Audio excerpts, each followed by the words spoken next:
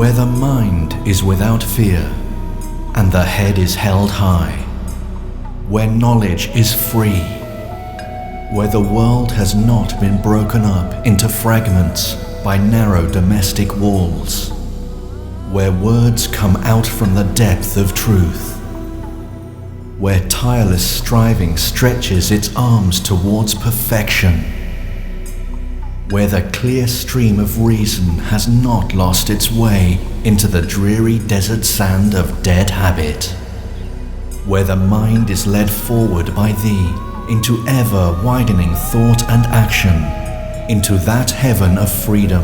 Let my country awake.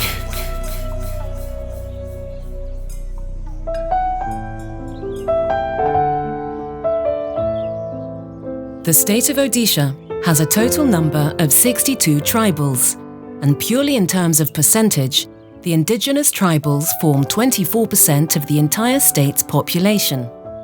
Blessed with abundant natural resources, Odisha, like other states, is clearly on a march towards urbanization and industrialization, the old way of life giving way to the modern, and thereby boosting investments and enhancing the standard of life of citizens of the state. Tribals are very peaceful people. They live with the nature. They live with the forest. They live with entire things, with the natural things. All these things are changing, and all these things are deteriorating very fast. And these tribals have no education, no amenities, no lifestyle, nothing else. When these problems are going on at the same time, industrialization takes place very fast, and people destroying particularly forests. So now their main challenge where they should go, how they will live, how they will have the decent life, when the rest of the world are trying for the decent life, and these peoples are going from bad to worse.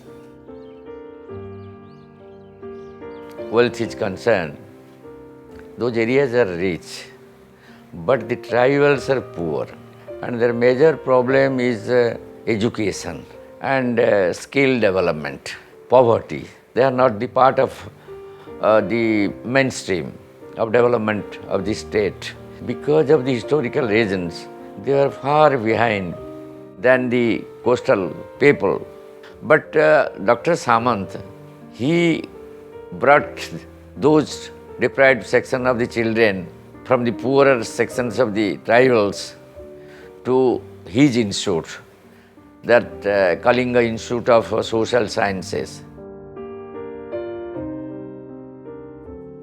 Dr. Achyuta Samanta has been at the forefront of one of the most unique initiatives formed to provide upliftment to the tribals and the economically downtrodden, tap into their potential and transform them into productive citizens.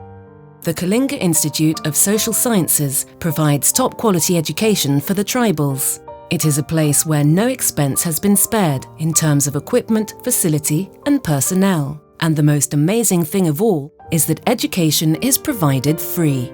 And it all began with an investment of just 5,000 rupees. When I started this venture with only $100 or 5,000 rupees, I have never thought of that this venture will come to this position so quickly, so nicely. But coming up to this position is a very Herculean task. That when we started in 91-92, both the organization, Kalinga Institute of Industrial Technology, at present it is a very promising professional university with 25,000 students, and Kalinga Institute of Social Science, which has also started.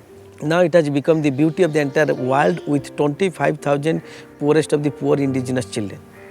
Both the organizations started with 5,000 rupees in 2 rented house.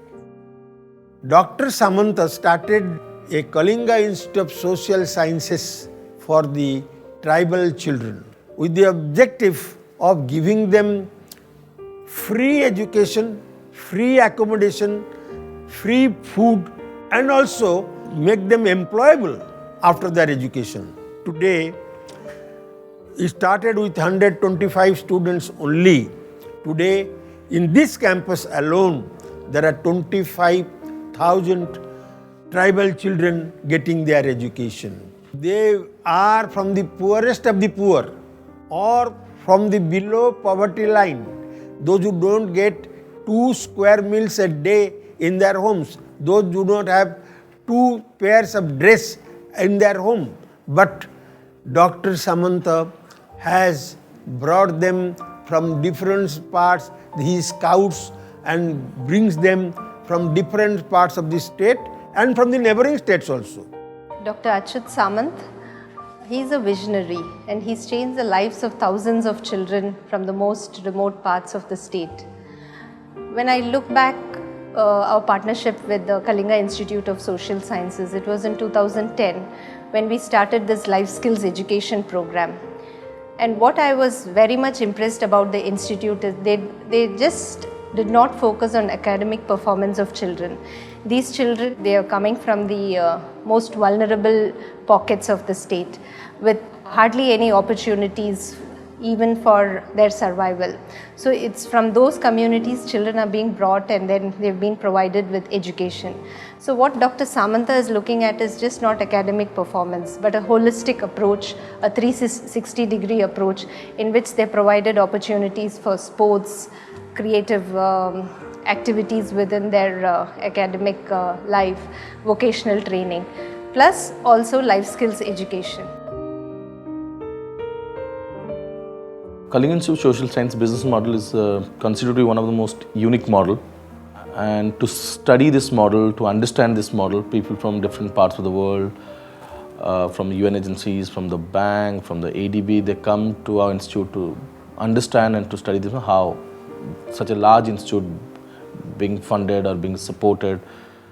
And largely I must say that the Kalinga Institute of Social Sciences is mostly dependent on the Kalinga Institute of Industrial Technologies financial support rather than any foundations, donors or charitable institutions. 5% of the Kalinga Institute of Industrial Technologies university's turnover comes to Kalinga Institute of Social Science for its recurring and non-recurring expenses. Then we have all the staffs who contribute voluntarily 3% of their salary for running of the Kalinga Institute of Social Sciences, which is also pretty unique and doesn't happen in any institution in the world. We have 10,000 staffs voluntarily support 3% of the gross salary is a big thing. Dr. Samanta's work is a clear demonstration of how a single individual can play a critical role in transforming society. His life has provided inspiration to many, and yet when you look at his past, it is nothing short of a miracle. Tragedy struck when he was still very young. His father died when he was just 4, leaving his family impoverished. It was left to his widowed mother to take care of him and his siblings. But even at that young age, he felt the need to help his family by doing odd jobs. As my father was a very petty worker, a very poor man, he had not left anything for all the 8 members' family. Imagine this situation we would have faced in those days in one remote village without anything in the hands. And we had to overcome everything, doing work here and there, every member, all these things. My mother had to also take a lot of odd jobs, working here and there, all these things. So it was always in my mind to do something for the poor people in the society, as I had experienced or I had gone through all these things, what is real poverty and what poverty generally kills everything.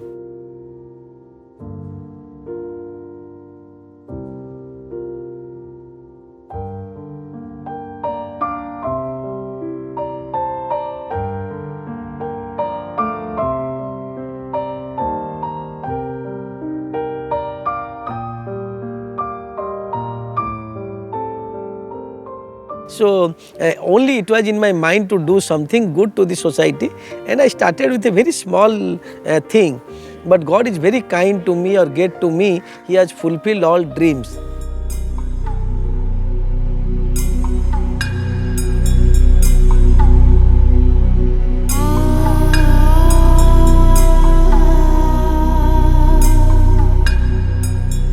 Where tireless striving stretches its arms towards perfection, where the clear stream of reason has not lost its way into the dreary desert sand of dead habit, where the mind is led forward by thee into ever-widening thought and action, into that heaven of freedom.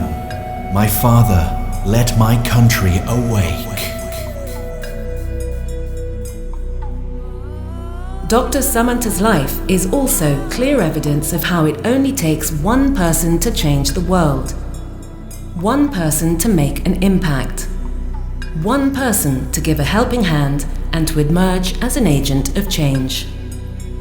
Dr. Samanta has been that person, and because he took that step, the lives of those around him have been changed for the better forever.